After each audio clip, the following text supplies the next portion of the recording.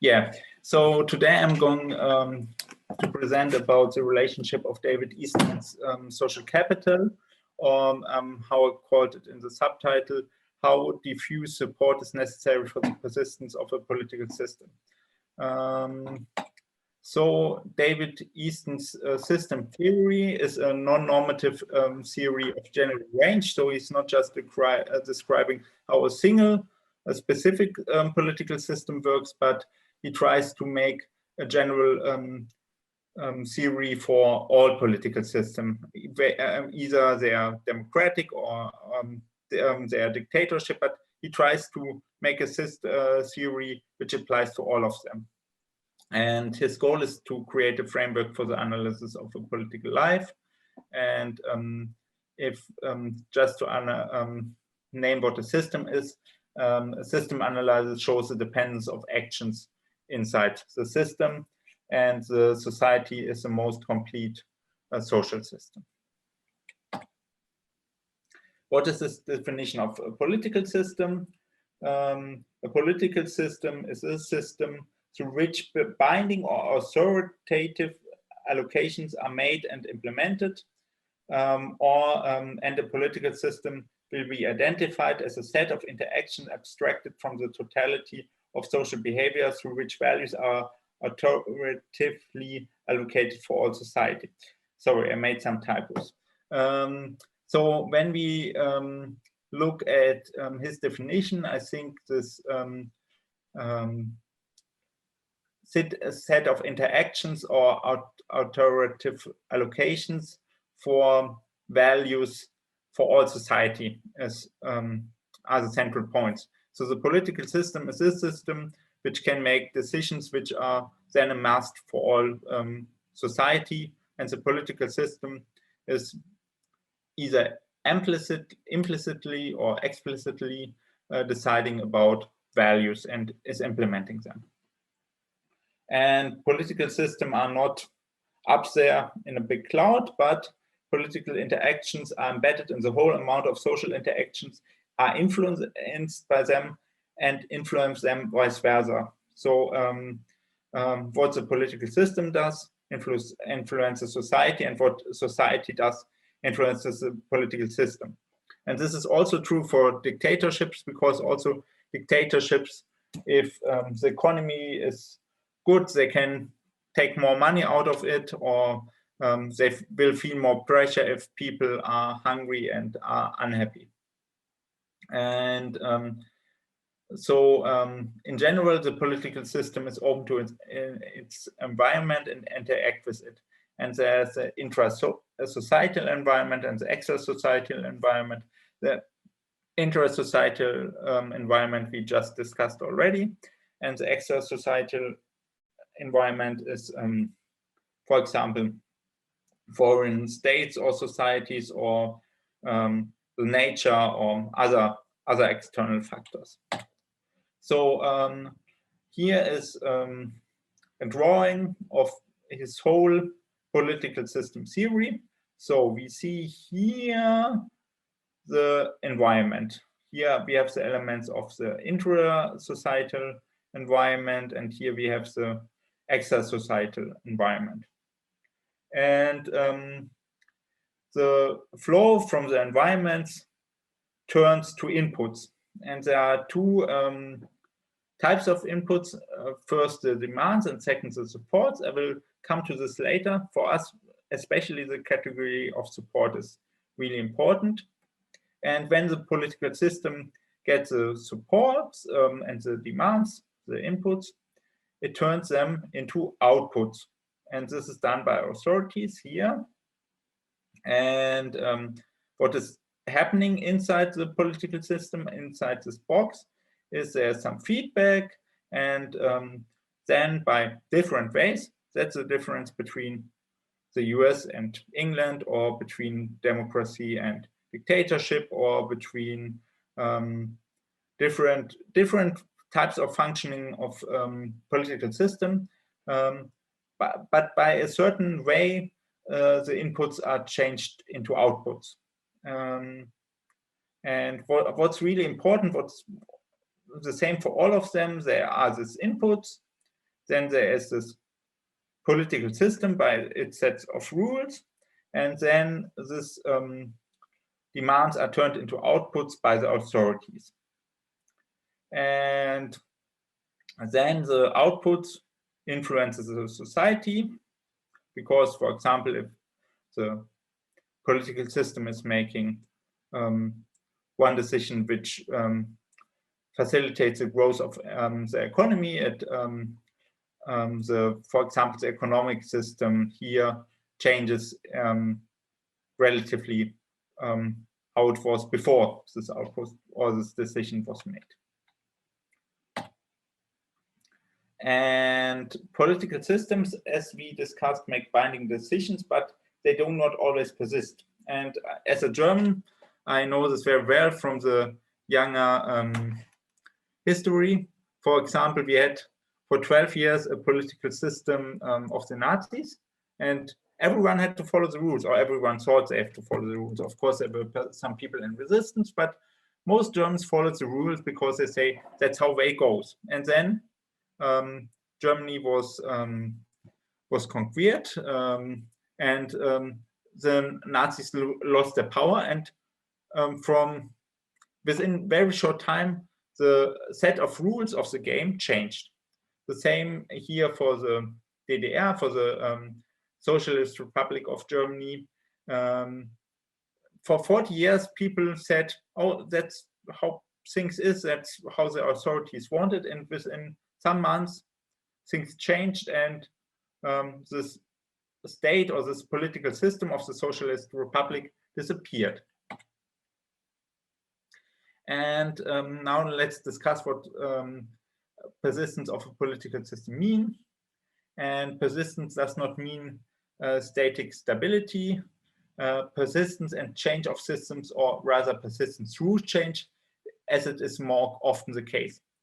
However, persistence is of great importance because people take it into account, and most political and economic theories take into account that the system of rules of the game stay stable. And if we compare, and here this first sentence could be a bit confusing, because if things change, how can one say that the system is persistent? And I think in my own words, that's the third sentence here, that persistence means the maintenance of expected interaction models. Some continuity has to be given. And to illustrate this, we have this English political system, which is persistent since some 100 years.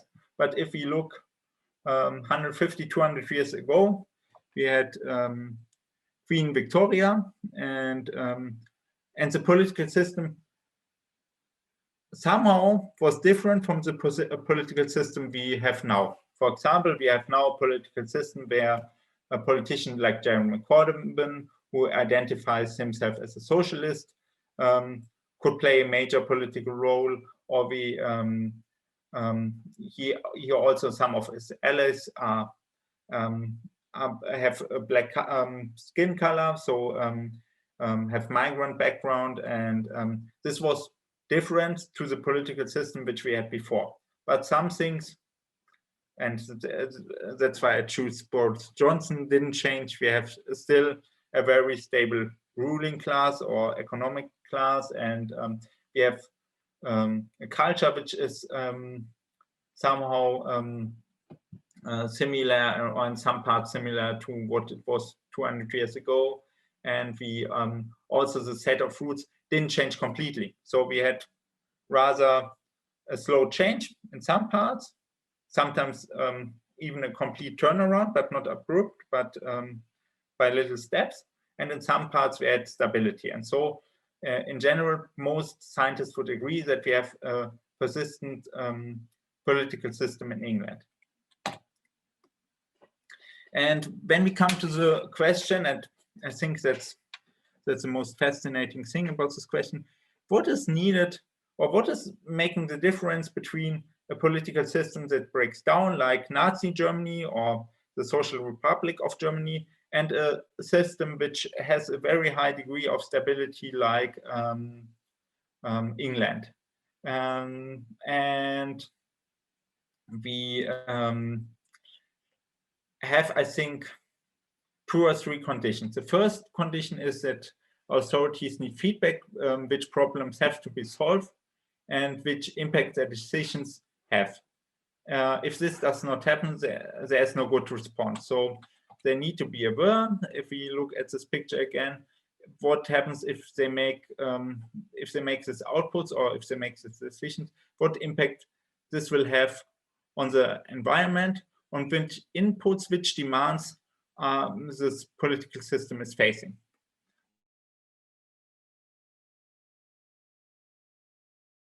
Otherwise, lacking the necessary information. Second condition is, even if I have a lot of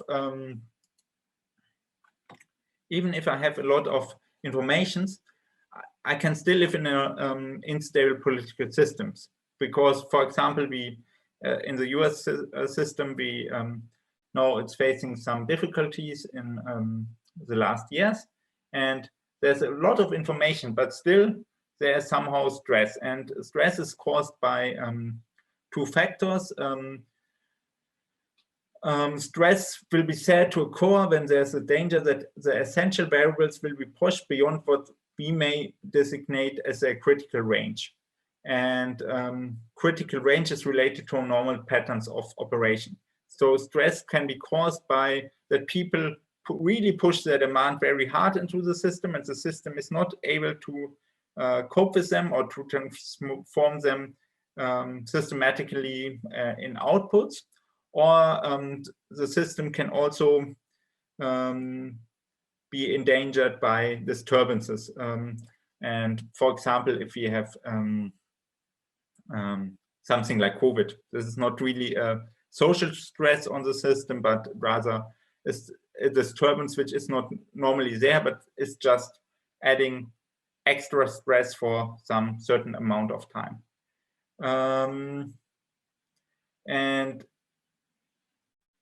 what happens if the system is not longer able to cope with the stress, either by social factors or by disturbances for a certain time? A political system has 2 distinctive features: the allocation of values, as we discussed already, and the relatively frequency of compliance with them. This Easton deemed as the essential variables of political life. And now I quote him: what this means is that something may be happening in the environment. The system suffers total defeat at the hand of an enemy or widespread disorganizations. Let us say that as a result, the authorities are consistently unable to make decisions of which they strive to do so. The decisions are no longer regularly accepted as binding. Under these conditions, authoritatively allocations of values are no longer possible. So either the system is no longer able to make decisions, or the decisions are not anymore complied for. And so the political system is losing its power to make binding allocations of value for society. That is what we can define as a breakdown of a system. Just to have a look at his system theory again. So if a lot of demands come on the system and it's too much for the system, stress can happen, or if just for some time some disturbances happens, and the system is in any way not longer able to regularly turn inputs into outputs and make the outputs allocative or binding for the whole society. And what is stressing a political system? A political system is faced with inputs and turns them into outputs, as I discussed already. And the most important inputs are demands and support. And every political system has a limited capacity to turn demands into outputs due to the resources and time constraints. Here I have a picture of a town hall meeting, and let's just assume that a lot of that all people in this town hall meeting stand up and scream and say, we want that, and the other person say, but I want that, and this town hall meeting will collapse. And so happens with a political system if just too many demands come into too little time, or if the demands need more resources than are available. And then this normal rules of the set. Here I have a picture of the committee of way and means, and then the normal rules of a game will break down. And apart from societal influences, there are sometimes disturbances for a rather limited amount of time, but also they can lead to the breakdown of the political system. And how can a political system cope with stress? First is that there should be not too many demands, otherwise we have a demand overload. And second, there should be enough support, because support helps the political system to cope with demand. And otherwise we have stress through the erosion of support. To give an example, I might face a lot of difficulties in my life, but if I have the support of my parents and my family and of my friends, I will be able to cope with more demands than or with more tasks than I would otherwise if I'm just on my own. Or, for example, if I have a writing group and friends who help me make corrections to my paper, I will be more productive than when I'm on my own. And so there should not be too much demands, and there should be enough support on the other side. And what is support? Support, we can describe support as an attitude by which a person orients himself to an object either favorably or unfavorably. And support has two categories: specific and diffuse support. And I think for us as social capital group, diffuse support is more important, because when we try to differentiate diffuse and specific support is expressing himself in actions, and diffuse support is expressing more in attitudes, but in persisting and long-term attitudes. So if you look at this lady from the 50s, a specific support for her husband would that she cooks him a meal, and perhaps he likes it. But if she thinks "fuck you," he has obviously problems with diffuse support, and he might like the meal, but he also might to be married. And I think then the "fuck you" in her head is for his whole situation much more important than that she just cooked him a meal. And the level of diffuse support will normally be independent of outputs and performance in the short run. So you might still love your husband or your wife, even if you don't agree with him today or her, because you just love him. But diffuse support forms a reservoir of favorable attitudes or goodwill that helps members to accept or tolerate outputs to which they are opposed, or the effect of which they see as damaging to their bonds. So if you have a favorably attitude or made a lot of good experiences with a person, and he, in your view, is treating you badly, you will still tolerate it because you say, okay, he's having a bad day or she's having a bad day, but otherwise he's a fine guy, and it's okay, everyone has a bad day. Except in the long run, diffuse support is independent of effects of daily output. It consists of a reservoir that supports and enables a system to weather the many storms when outputs cannot be balanced off against inputs and demands. And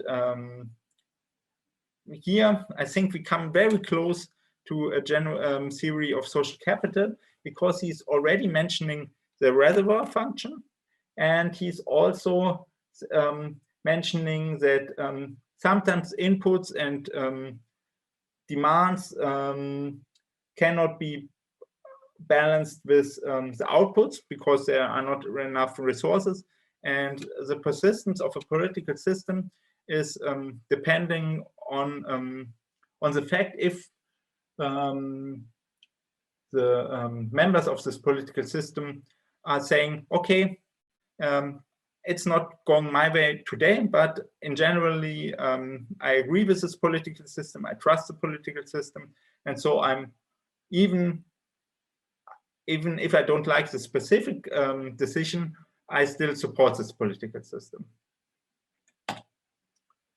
And we know that to make the connection a bit clearer, the specific support is extended only to the incumbent authorities. I cannot give specific support to a president which is not a president any longer. I can support or not support the president in the moment, but it won't have any effect if I support or not support Barack Obama, because or it would have much littler support. Of course, it will change a bit because he's still a political actor, but the specific support is extended only to the incumbent authorities. And in his capacity as a political actor, Barack Obama is still an incumbent authority. To give perhaps a bit better example, my opinion on what I think about George Washington won't change history backwards because there's no time machine. But in the times of George Washington, of course, my specific support would have changed things. And I think specific support is, to make it a bit clearer, specific support is expressed in actions, and actions can only relate to the status quo. It cannot relate to how I see the world in general and how I think things should develop, but it can just be related to what is. And diffuse support, in opposite, is directed towards officers themselves as well as towards individual occupants.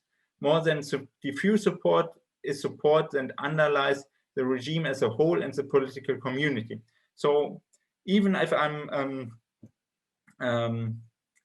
even if I don't know who's president in 10 years, I can still have the attitude that I will always support the president or the political system or democratic political system. And this is diffuse support. Diffuse support has two sources following Easton. First, socialization, and second, experiences.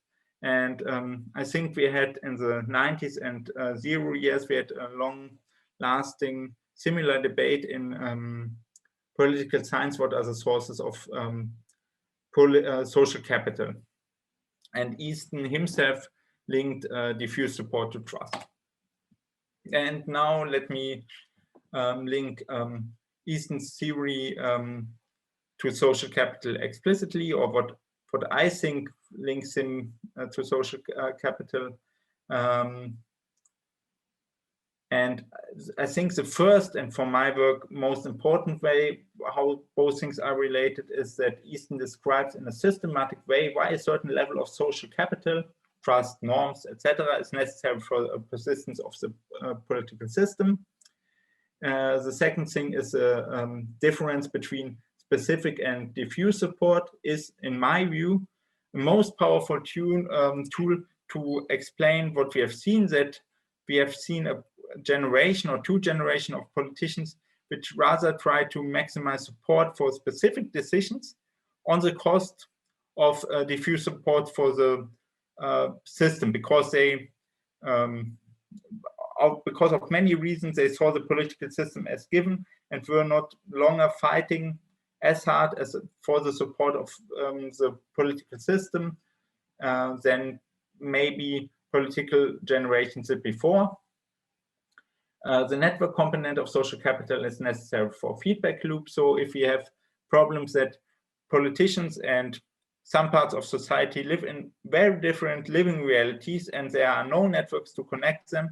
We have a broken feedback loop, and social capital norms may also be necessary to protect the system by limiting the amounts of demand. So if there are generally a shared norm of, like John Kennedy said, don't think about what the country can do for you, but what you can do for country. Of course, this is relieving the political system out of stress. And here I've written down what are, in my view, the next research steps to in regard to social capital and Easton. I think the question of norms is interesting. It would be very interesting for me how fast specific support can change in diffuse support. The role of different system levels. Easton has their own theory of different system levels, which I exclude from this presentation. It would be, of course, very interesting to see where are critical breaking points. This would make, and I as an economist love quantitative analysis. If we would know about critical breaking points, we could have a more quantitative approach. And I think in general, Easton in combination with social capital offers, in my view, the possibility for a reduced but still general and common understandable explanation of the surge of the right-wing populism. So thank you for your attention, and perhaps there are questions. Thanks for the presentation. Would you be able to go back to Easton's diagram of the system? Mm-hmm. Yeah, that's the one. So I think what strikes me as being perhaps a little absent from this is the way communication and discourse operates within the system to influence the nature of people's support, both the specific and probably the diffuse support as well. It isn't really encapsulated within this, except perhaps for the feedback loop being referenced. I mean, what do you think about the sort of absence of communication in that diagram, and how it weakens the overall theory of the system?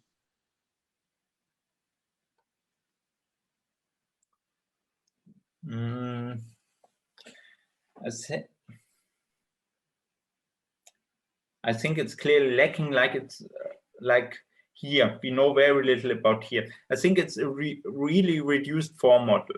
And I think Niklas Luhmann did much more about communication, and he might have interesting, or it might be interesting to include some of his thoughts. But what I like about Easton is that the system is so reduced. So I think the points he make are generally applicable, and if you are clear that the system clearly has its limit, like because it's so reduced, I think it fulfills his purpose. But I'm not sure if I really answered your question. Well, yeah, I think like your point about the nature of networks sort of enhancing or providing the mechanism for the feedback loop in relation to social capital, I think is a really valid point, because networks allow for people to engage in the type of communication and discourse that can influence the nature of their values and their beliefs about a particular system, which is obviously the key part of diffuse support. But of course, networks are not the only way in which the feedback loop occurs. When people watch television, read the news, they're getting a unidirectional flow of feedback and information about what's happening. The outputs of the political system that then become an input to their values and their beliefs. And the same is true of social media, which complicates things quite a bit more, where it's not necessarily unidirectional. There's the potential there for it to be bidirectional, and for there to be effectively discourse, but in a sort of echo chamber, if you like, of that tends to be an area where people agree with each other. And I think, you know, these are the sorts of mechanisms for me that really play a crucial role in defining the nature of diffuse support, you know, the nature of social capital, the nature of those beliefs and value systems that are so important for social capital, but also underpin the entire political system as well. And to me, within this diagram, that's only really captured within that one line that sort of feeds from the outputs through the feedback loop back to the total environment. And I guess I see that as being kind of, you know, critical and crucial to the entire functioning of the system. Yeah, absolutely. But just to show you one thing,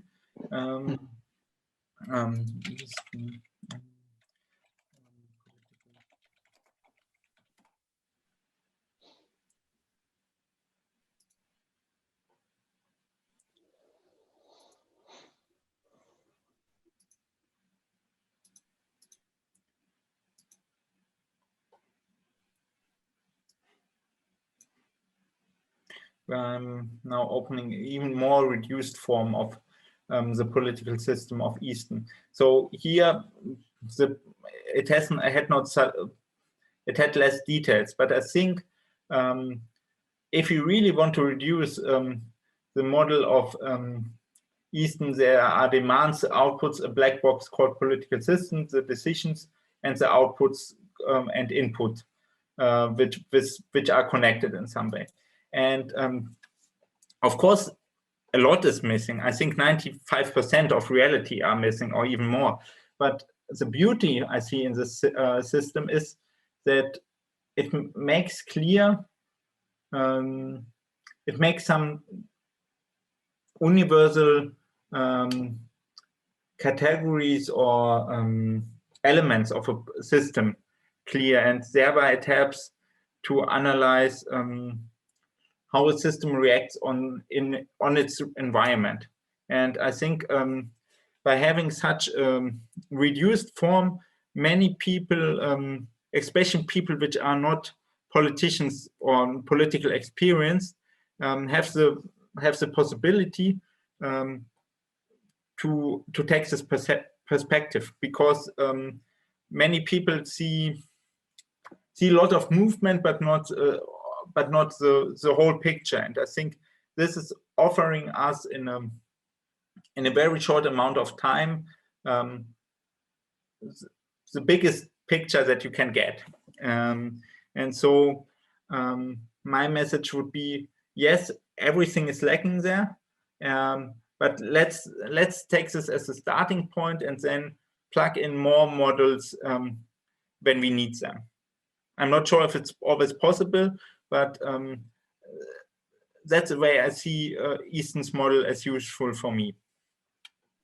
I agree with what you're saying. Talking about, I like the way you were talking about the connection with social capital and how an understanding of this can really improve our understanding of how social capital relates to the political system. And the way in which you're talking about social capital, I think, you know, primarily being in relation to you know, the nature of what people think and feel, their value system. I think, you know, that's a really good way of thinking about social capital, because it's the precursor to action. You know, yes. How people experience the world then obviously has a big input, a relationship with or influence on the nature of their actions. And I think we often think about social capital outputs as being actions, you know, people acting pro-socially, people, you know, reduced transaction costs are, you know, people acting in certain ways.